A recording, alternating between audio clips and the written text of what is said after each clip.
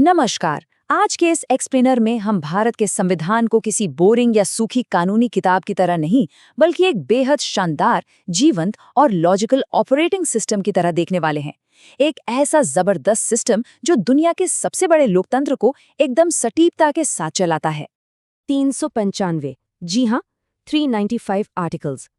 जब भी मूल संविधान के इन 395 अनुच्छेदों के बारे में बात होती है तो अक्सर डर लगता है कि इतना सब कुछ याद कैसे रहेगा। क्या बिना रट्टा मारे इस पूरे सिस्टम को समझना मुमकिन है? बिल्कुल मुमकिन है, क्योंकि आज हम डिकोड करेंगे कि ये सिर्फ एक लिस्ट नहीं है, बल्कि एक बहुत ही परफेक्ट और सिमेट्रिकल ढांचा है जो एक खास पैटर्न पर काम करता है। तो ये रहा आज का हमारा एजेंडा। पहले द कॉन्स्टिट्यूशनल हार्डवेयर, फिर यूजर परमिशंस एंड ड्यूटीज, उसके बाद द सेंटर स्टेट मिरर, फिर सेफगार्ड्स एंड सिक्योरिटी, और आखिर में इमरजेंसी एंड सिस्टम अपडेट्स। एक तरह से ये इस पूरे विशाल ब्लूप्रिंट का टेबल ऑफ कंटेंट्स है। शुरुआत करते हैं सेक्शन 1 से, द कॉन्स्टिट्यूशनल हार्डवेयर, टेरिटरी और सिटीजनशिप। किसी भी सिस्टम को सेटअप करने का सबसे पहला स्टेप होता है उसकी फिजिकल बाउंड्री और उसके यूजर्स को तय करना। संविधान के भाग 1 का अनुच्छेद 1 बिल्कुल साफ कहता है कि भारत, जो कि इंडिया है, राज्यों का एक संघ होगा। आसान भाषा में कहें तो ये देश का हार्डवेयर सेट कर रहा है और राज्यों की सीमाएं तय कर रहा है। यहाँ सबसे अहम बात यह है कि संसद के पास राज्यों की सीमाओं या उनके नामों को बदलने का पूरा पावर है, और इसके लिए राज्यों की सहमति लेना संसद के लिए कोई मजबूरी नहीं है। अब हार्डवेयर तो सेट हो गया, लेकिन इस सिस्टम के यूजर्स कौन होंगे? यही एंट्री होती है भाग 2 की, यानी आर्टिकल्स 5 से 11 की। ये हिस्सा तय करता है कि इस सिस्टम के यूजर्स यानी नागरिक कौन होंगे। हमारे यहाँ सिर्फ सिंगल सिटीजनशिप या इकहरी नागरिकता का ही मॉडल है, और इस नागरिकता से जुड़ा कोई भी कानून बनाने का अल्टीमेट पावर सिर्फ और सिर्फ देश की संसद के पास है।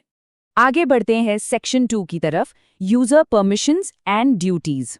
सिस्टम बन गया, यूजर्स आ गए। अब ये देखना है कि इन रजिस्टर्ड यूजर्स को क्या क्या करने की परमिशन मिली हुई है और बदले में स्टेट उनसे क्या उम्मीद करता है। भाग 3 हमें देता है परमिशंस, जिन्हें हम मौलिक अधिकार कहते हैं। इसमें आर्टिकल 19 तो सच में एक सुपर पावर की तरह है। ये हमें खुलकर अपनी बात रखने, शांति से सभा करने, संगठन बनाने, पूरे देश में कहीं भी बेरोक टोक घूमने, बसने और अपनी पसंद का प्रोफेशन चुनने की आज़ादी देता है। यही वो परमिशंस हैं जो इस पूरे सिस्टम में असल लोकतंत्र की जान डालती हैं। पर सोचिए, अगर सरकार या कोई भी संस्था ये राइट्स छीनने लगे तो क्या होगा? यहीं काम आता है आर्टिकल 32। डॉक्टर BR अम्बेडकर ने इसे संविधान का हृदय और आत्मा कहा था। ये एकदम मास्टर रीबूट बटन या अल्टीमेट वारंटी कार्ड जैसा है। मतलब अगर अधिकारों से कोई भी छेड़छाड़ होती है तो छोटी अदालतों के चक्कर काटने की कोई जरूरत नहीं है, सीधे सुप्रीम कोर्ट का दरवाजा खटखटाया जा सकता है। अब इस सिस्टम का एवोल्यूशन देखिए।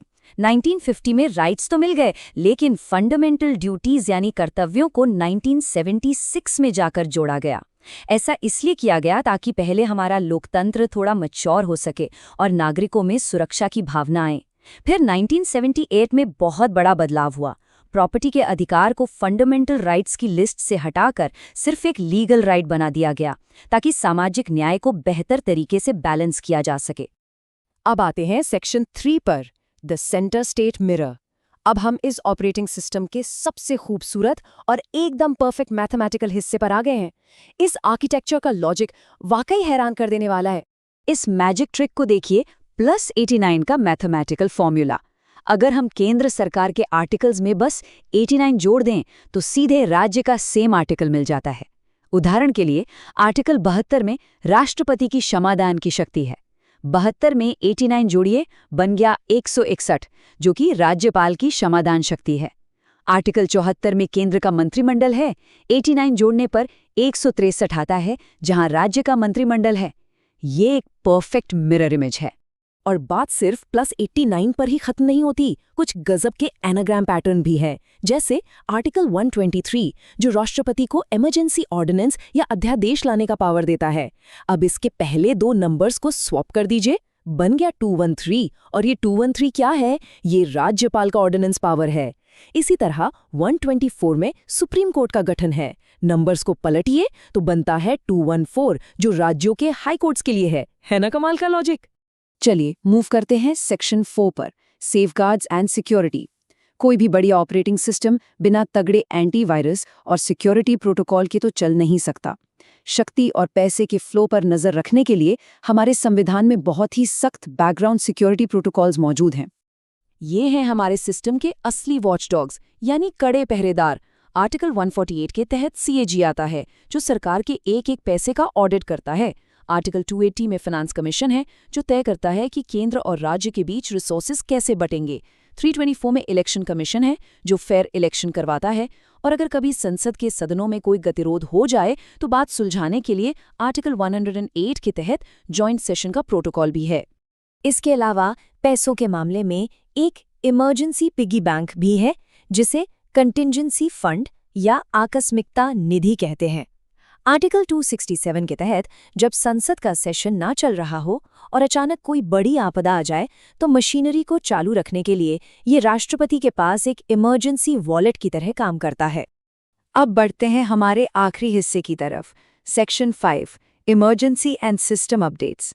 जब सिस्टम क्रैश होने की कगार पर हो या फिर उसे एक नए अपग्रेड की जरूरत हो, तब क्या होता है, आइए देखते हैं।